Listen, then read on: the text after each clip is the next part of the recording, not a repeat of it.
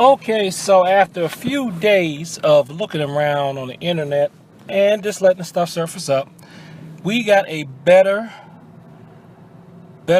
coverage on the Katt Williams incident with the teenager. Okay, so first of all, the boy was 17 years old, not a seventh grader. He's 17 years old. He wrestled for a couple of years. I think it was at Gainesville High School in Georgia. So that boy's in his prime. He wasn't a little child. But it still looks like Katt kind of antagonized the boy. And I guess Katt thought he was going to teach the kid a lesson. At the same time, the boy was being disrespectful. Because either him or Katt could have let it go. Katt didn't have to try to take it physical, and the boy could have not wanted to take it physical out of respect for an adult. Because I'm telling you, I know when I was 17, there are some adults that I could have beat up. And I would have never dreamed of fighting an adult. And honestly, I probably wouldn't have even fought an adult back when I was 17, unless that adult was trying to kidnap me. Which is the only adult that I ever started to fight when I was 17 was the guy who was trying to kidnap me. I didn't even have to hit him. I just went into a stance just out of reflex, and he backed off. But he was trying to kidnap me. And so they were both wrong. So that's enough of that part of it. And as far as some street fighting tips, it does look like Katt may have had a little bit of training. It looked like he tried to throw a kick when he was in grappling range. He shouldn't do that. And he tried to grapple with somebody when he really, had no knowledge of it. The punch was weak. And the kid, he only had a couple of years of high school wrestling. So he didn't really know how to do the rear naked choke well. But if you really want a good analysis on some tips on how Katt could have handled that situation better, just go look at the Gracie breakdown. Go look at that. I think they did a pretty good job with that, so I'm not going to try to reinvent the wheel. But there is one thing I want to touch on, and I hope that Tommy Sotomayor hasn't beaten me to it. And that's something that Katt said near the end of the video. Of his video of the fight. Not the video where he's in a comedy club and he says he's a Marine. I'm going to touch on that too, after I touch on this. And that is, Katt said something to the effect of, this is why celebrities don't come to the hood, because hood things happen. There's some truth to that, I think. It was very ignorant of that boy to, like I just said, it was very ignorant of that boy to try to fight Katt Williams, even if Katt wanted to hit him. That boy was being physically aggressive towards Katt. So he was being disrespectful. He had no real respect for an adult male. Now, we could blame all that on fatherlessness or whatever. It's possible. I mean, I don't know if that boy has a father in his life or not. See, the thing is, he could very well have a father in his life. But because of the environment that he's in, he's probably hanging around with people that just don't have much respect for adults and authority. So, if I was a celebrity and I felt like I was worried that some kid may hurt me because they don't respect adults, I might not want to come around kids. And that boy fighting against Katt like that may make some other grown celebrities think, look, I don't want to end up like Katt Williams. I don't want some 17-year-old dragging me down on the ground and embarrassing me on the internet like that. So I'm not going around those kids, okay? And this is what I recommend that Katt should do from now on. If he still wants to give back to the kids, that's cool. I think that's great. But what he needs to do is he should only do it in formal, structured situations. As in, Katt could come by the school and talk to the kids. It was kind of motivational speech. He had said in his comedy video that he wanted to play with the kids for a while, just as a way to say thank you, because their attention had kept the police off of his back. So that's fine. But Katt, you should have just brought him on ice cream or something like that, or maybe just. And I've read somewhere else that Katt does sometimes give kids a little bit of money here and there. He should have just kept it at that, or buy everybody out there some ice cream or something like that. Taking them all to McDonald's, bought them all a soda pop. Sounds kind of corny, but you know what? Corny don't get you pulled to the ground by a 17-year-old wrestler, though, does it? So, if they don't have any respect for adults, or see, Katt said, this is why, because, hood things happen.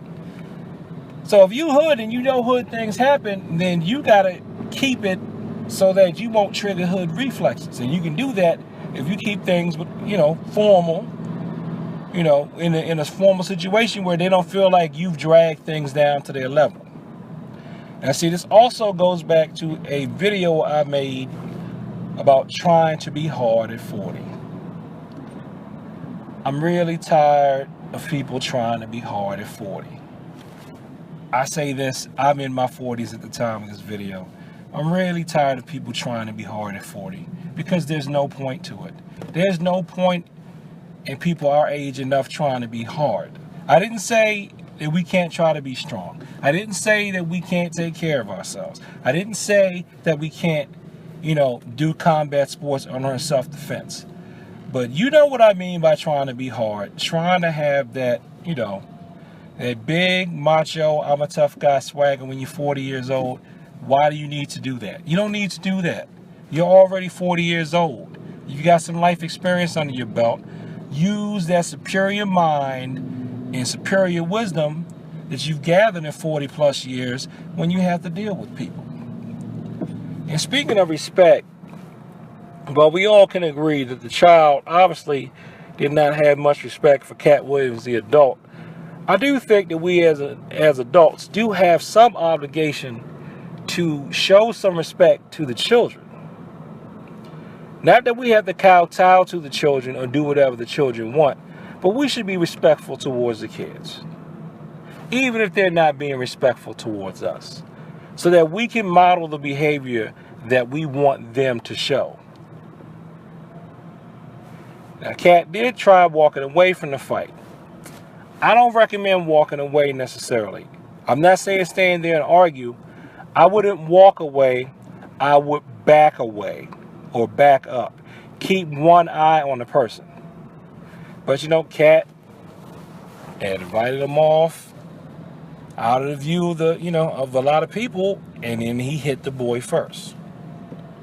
We could argue that he hit the boy because the boy was in his face, but he hit the boy first. So when you do that, you're not defending yourself anymore.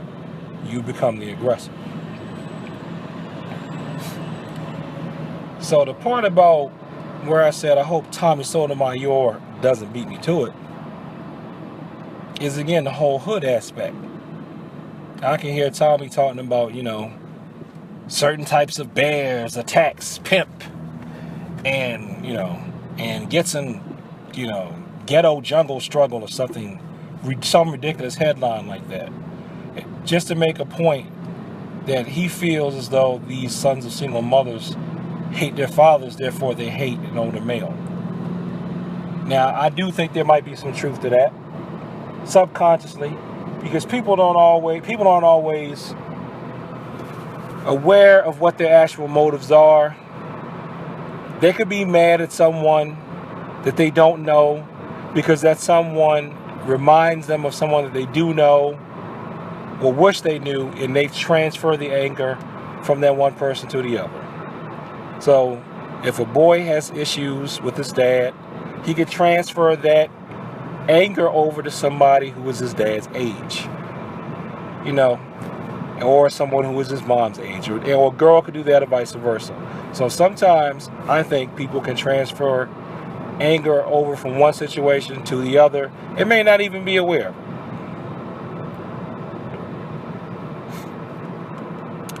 So, the media the media should, report things properly. Katt wasn't beat up by a 7th grader. He was beat up, quote unquote, by a 17-year-old. And now Katt, at the end of his comedy thing, he's talking about how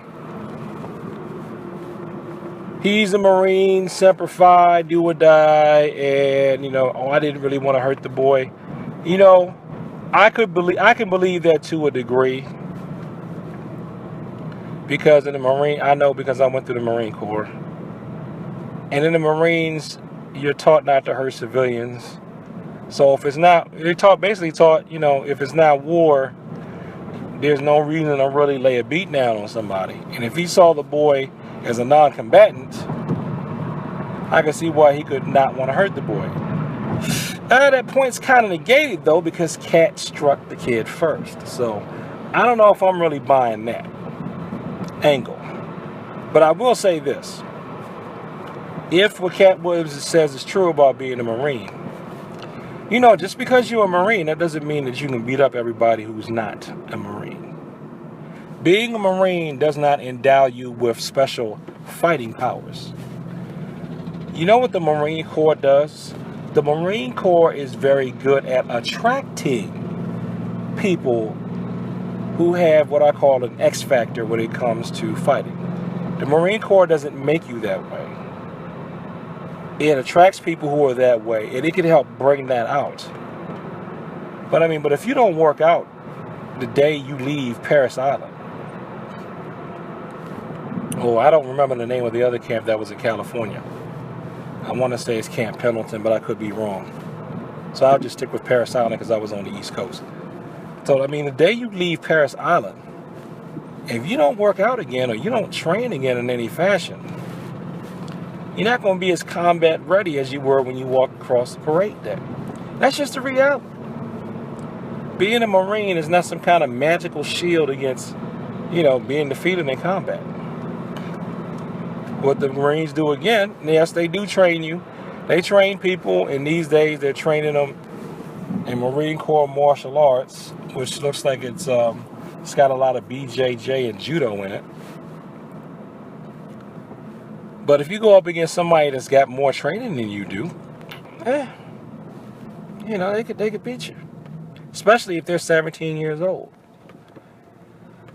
So, and I know if Katt is as old as he is, they weren't teaching the Marine Corps martial arts when he went through boot camp like they are now. It wasn't the same type of hand-to-hand combat.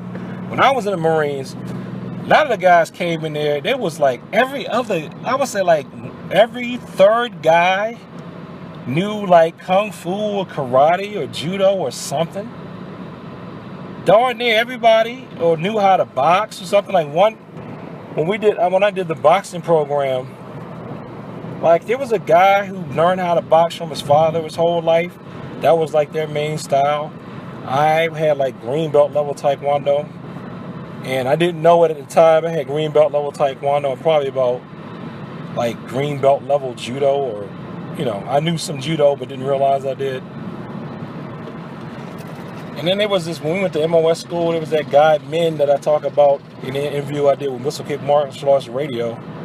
Min was about 20, I think he was about 23 or something like that, or 22. He was in his 20s. The rest of us were like 18 and 19. But he'd been trained his whole life by his dad, who was a, Korean martial arts master.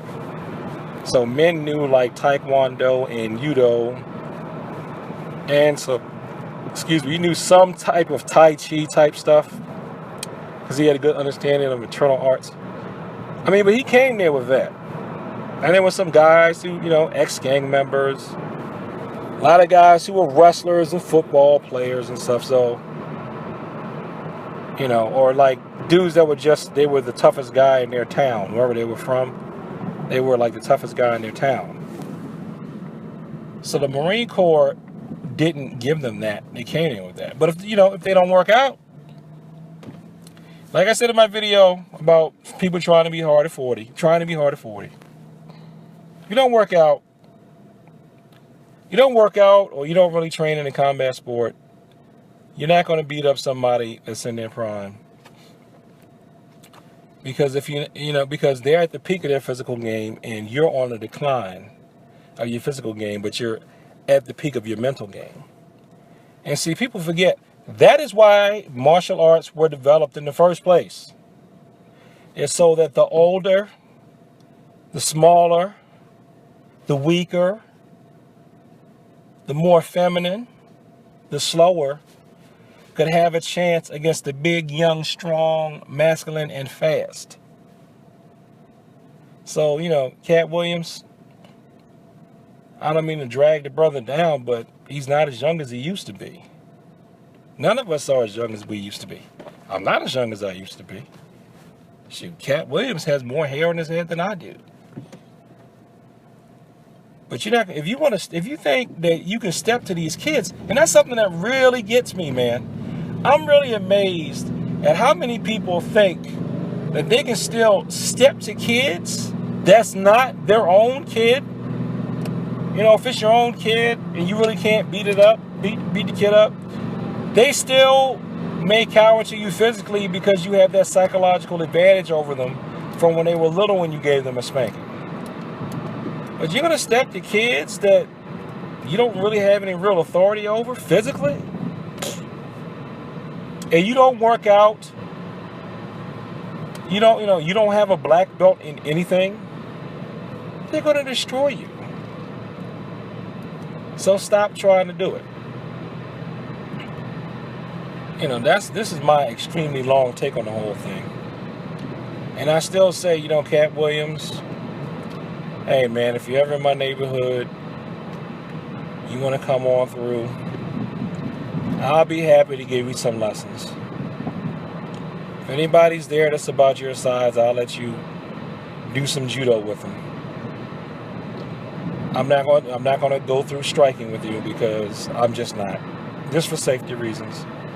You obviously need to work more on your grappling, because I do believe that if you knew enough judo or jiu-jitsu or Brazilian jiu-jitsu or wrestling, whatever, if you knew enough grappling to pin that guy, you would have pinned him. You would have gotten out of that poor attempt of a rear naked choke and just held him until he calmed down. That's what you would have done. But I think you swung on him because you probably don't have that much training. And if you do, and you still hit him first, then you don't understand the training that you have. So, if I was you, Katt Williams, like he's ever going to hear this. If I was Katt Williams, from this point forward, I would focus on judo or jiu-jitsu. I would not go to striking right now. Because quite frankly, Katt, you don't need to be hitting anybody. I would not do Aikido. I would do judo or jiu-jitsu. And it's not because I think Aikido is bad. I have reasons. I think Aikido is very good. I just think it would be more beneficial for Katt to do something that's going to be a lot more hands-on at this point. And maybe he could come to Aikido a little later. So that's my long take on the whole Katt Williams situation. If anybody makes it through all 19 minutes of this video, it's a miracle. Peace.